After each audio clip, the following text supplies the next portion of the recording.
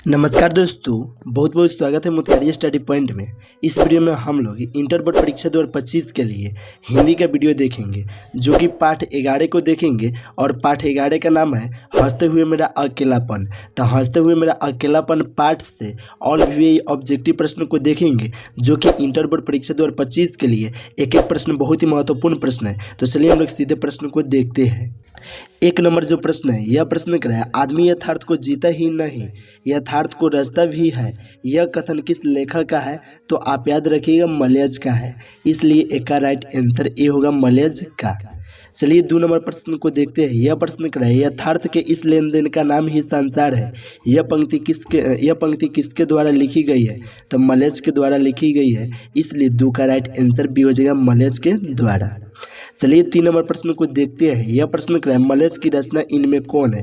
यानी कि मलयज को जो रचना है वह इनमें कौन है? तो ना आने वाला कल यह मलयज की नहीं है, ना सदियों का संताप यह भी मलयज का नहीं है, बकलम खुद यह भी नहीं है, यानी इनमें से कोई नहीं होगा, क्योंकि मलयज की जो रचना है वह जख्म पर धूल है, इसमें नहीं दिया हुआ है, इसलिए राइट आंसर डी हो जाएगा, इनमें से कोई नहीं। चलिए 4 नंबर प्रश्न को देखते हैं। यह प्रश्न करें, हंसते हुए मेरा अकेलापन के लेखक कौन है?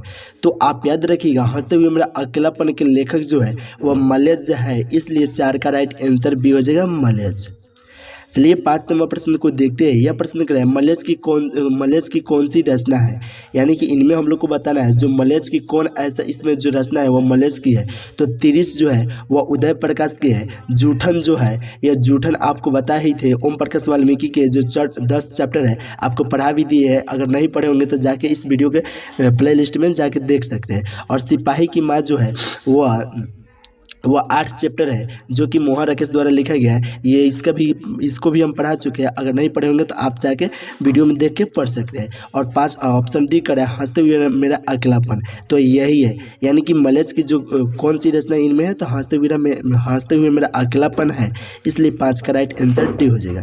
दोस्तों अभी तक आप व्हाट्सएप ग्रुप में नहीं जुड़े हैं तो यहाँ पे व्हाट्सएप नंबर शो करें, इस नंबर पर आप मैसेज कीजिए, हम आपको व्हाट्सएप ग्रुप में जोड़ देंगे, जो कि इसका PDF बिल्कुल फ्री में मिलेगा और इसका PDF बिल्कुल फ्री में मिलेगा और सब वीडियो भी मिलते रहता है। तो चलिए हम लोग अगला प्रश्न को देखते हैं। 6 नंबर प्रश्न करें, मलयज को जन्म हुआ था, यानी मलयज का जन्म कहाँ हुआ था? तो आजमगढ़ में हुआ था, इसलिए 6 का राइट आंसर सी हो जाएगा आजमगढ़ में। 7 नंबर प्रश्न को देखते हैं। यह प्रश्न करें, मलयज ने किस मंत्रालय में नौकरी की? यानी कि आपको बताना है जो मलयज थे वह किस मंत्रालय में नौकरी किए थे? तो कृषि मंत्रालय में किए थे, इसलिए 7 का राइट आंसर ए होगा कृषि मंत्रालय में। चलिए 8 नंबर प्रश्न को देखते हैं। यह प्रश्न करें, मलयज के पिता का क्या नाम था? तो आप याद रखिएगा मलयज के पिता का नाम त्रिलोकीनाथ वर्मा था, इसलिए 8 का राइट आंसर बी हो जाएगा त्रिलोकीनाथ वर्मा। चलिए 9 नंबर प्रश्न को देखते हैं। यह प्रश्न कर है, मलयज के अनुसार किस धर्म के बिना मानवीयता अधूरी है?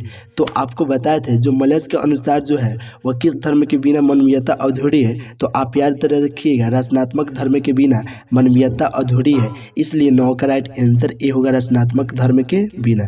धर्म नहीं, सॉरी गलत बोला है, रचनात्मक कर्म के बिना। चलिए हम लोग 10 नंबर प्रश्न को देखते हैं। यह प्रश्न कर है, मलयज छात्र जीवन में किस रोग से ग्रसित थे? तो आप याद रखिएगा मलयज जो थे वह छात्र जीवन में थे उनका वह 6 रोग से ग्रसित थे, इसलिए 10 का राइट आंसर सी हो जाएगा 6 रोग से। चलिए 11 नंबर प्रश्न को देखते हैं। यह प्रश्न है, सेब बेचने वाली लड़की की आयु कितनी थी? तो 7 से 8 साल थी, इसलिए 11 का राइट आंसर ए होगा 7 से 8 साल। चलिए 12 नंबर प्रश्न को देखते हैं। यह प्रश्न है, सूचना केंद्र में लेखक को आकर्षित करने वाला अधेड़ व्यक्ति कौन था? तब बलभद्र ठाकुर था, इसलिए 12 का राइट आंसर बी हो जाएगा बलभद्र ठाकुर। 13 नंबर प्रश्न को देखते हैं। यह प्रश्न कर है, निम्नलिखित में से कौन सी मलयज की आलोचना है? यानी कि हम लोग को बताना है इनमें कौन ऐसा जो आलोचना है वह मलयज की आलोचना है। तो कविता के साक्षात्कार है, इसलिए 13 का राइट आंसर सी हो जाएगा कविता के साक्षात्कार। 14 नंबर प्रश्न को देखते हैं। यह प्रश्न लिख रहा है पेड़ किस लिए काटे जा रहा है। तो आप याद रखिएगा पेड़ जो है वह ईंधन के लिए काटे जा रहा है, इसलिए 14 का राइट आंसर बी हो जाएगा ईंधन के लिए। 15 नंबर प्रश्न को देखते हैं। यह प्रश्न लिख रहा है कौन सी रचना मलेज की है। तो जख्म पर जो धूल है वह मलेज की रचना है, इसलिए 15 का राइट आंसर सी हो जाएगा जख्म पर धूल। 16 नंबर प्रश्न को देखते हैं। यह प्रश्न लिख रहा है मलेज ने जख्म पर धूल नामक कविता कब लिखी थी। यानी जो मलेज थे वह जख्म पर धूल नामक कविता कब लिखे थे। तो 1971 में लिखे थे, इसलिए 16 का राइट आंसर बी हो जाएगा 1971 में। चलिए 17 नंबर प्रश्न को देखते हैं। यह प्रश्न लिख रहा है मलेज की माँ का नाम था, यानी मलेज की माँ का नाम इसमें क्या था। तो प्रभावती था, इसलिए 17 का राइट आंसर ए होगा प्रभावती। चलिए 18 नंबर प्रश्न को देखते हैं। यह प्रश्न लिख रहा है मलेज ने MA किस विश्वविद्यालय से किए थे। तो इलाहाबाद विश्वविद्यालय से किए थे, इसलिए 18 का राइट आंसर सी हो जाएगा इलाहाबाद विश्वविद्यालय से। 19 नंबर प्रश्न को देखते हैं। यह प्रश्न लिख रहा है सुरक्षा कहाँ हो सकती है। तो आप याद रखिएगा सुरक्षा जो हो सकती है वह चुनौती को झेलने में हो सकती है, इसलिए 19 का राइट आंसर डी हो जाएगा चुनौती को झेलने में। चलिए 20 नंबर प्रश्न को देखते हैं। यह प्रश्न लिख रहा है रचने और भोगने का रिश्ता कैसा होता है। तो आप याद रखिएगा रचने और भोगने का रिश्ता होता है वह द्वंद्वात्मक होता है, इसलिए 20 का राइट आंसर ए होगा द्वंद्वात्मक। 21 नंबर प्रश्न को देखते हैं। यह प्रश्न कर रहा है हंसते हुए मेरा अकेलापन के लेखक कौन है। तो आप याद रखिएगा हंसते हुए मेरा अकेलापन के जो लेखक है वह मलयज है, इसलिए आपका 21 का राइट आंसर भी हो जाएगा मलयज। चलिए 22 नंबर प्रश्न को देखते हैं। यह प्रश्न कर रहा है मलयज का जन्म हुआ था, यानी जो मलयज थे उनका जन्म कब हुआ था। तो 1935 में उनका जन्म हुआ था, लेकिन उनका मृत्यु 26 अप्रैल 1982 में हुआ था। आप इस बात को याद रखिएगा। चलिए 23 नंबर प्रश्न को देखते हैं। यह प्रश्न कर रहा है मलयज का मूल नाम था। तो आप याद रखिएगा मलयज का मूल नाम भरतजी श्रीवास्तव था, इसलिए 23 का राइट आंसर बी हो जाएगा भरतजी श्रीवास्तव। चलिए 24 नंबर प्रश्न को देखते हैं। यह प्रश्न कर रहा है जख्म पर धूल शीर्षक कविता किसकी रचना है। तो मलयज की है, इसलिए 24 का राइट आंसर बी हो जाएगा मलयज की। 25 नंबर प्रश्न को देखते हैं। यह प्रश्न कर रहा है 1995 ईस्वी में परिवेश सामान्य किससे प्राप्त हुआ था। तो ओम प्रकाश वाल्मीकि को हुआ था, आप याद रखिएगा, इसलिए 25 का राइट आंसर डी हो जाएगा ओम प्रकाश वाल्मीकि को। चलिए 26 नंबर प्रश्न को देखते हैं। यह प्रश्न कर रहा है हंसते हुए मेरा अकेलापन किस विद्या में लिखित है। तो डायरी विद्या में है, इसलिए 26 का राइट आंसर बी हो जाएगा डायरी विद्या में।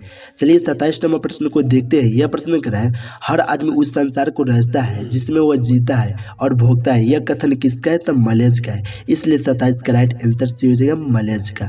दोस्तों आपको बता दें जो हम 27 ऑब्जेक्टिव प्रश्न बताया ये इंटर बोर्ड परीक्षा 2025 के लिए एक एक प्रश्न बहुत ही महत्वपूर्ण प्रश्न है, और इस चैप्टर में इतना ही ऑब्जेक्टिव प्रश्न से इतना ऑब्जेक्टिव प्रश्न से एक भी ऑब्जेक्टिव प्रश्न बाहर नहीं पूछेगा। इसलिए आप अगर इस चैप्टर को देख के कंप्लीट किया कर लिए तो और सब भी चैप्टर का वीडियो बना चुके हैं, आप देख के कंप्लीट कर सकते हैं। और व्हाट्सअप ग्रुप में नहीं जुड़े हैं तो यहाँ पे व्हाट्सअप नंबर शो करेगा लास्ट में, उस नंबर पर आप मैसेज कीजिएगा, हम आपको व्हाट्सअप ग्रुप में जोड़ देंगे। चलिए दोस्तों फिर मिलते हैं नेक्स्ट वीडियो में। अगर अभी तक आप चैनल को सब्सक्राइब नहीं किए हैं तो चैनल को सब्सक्राइब कर लीजिए।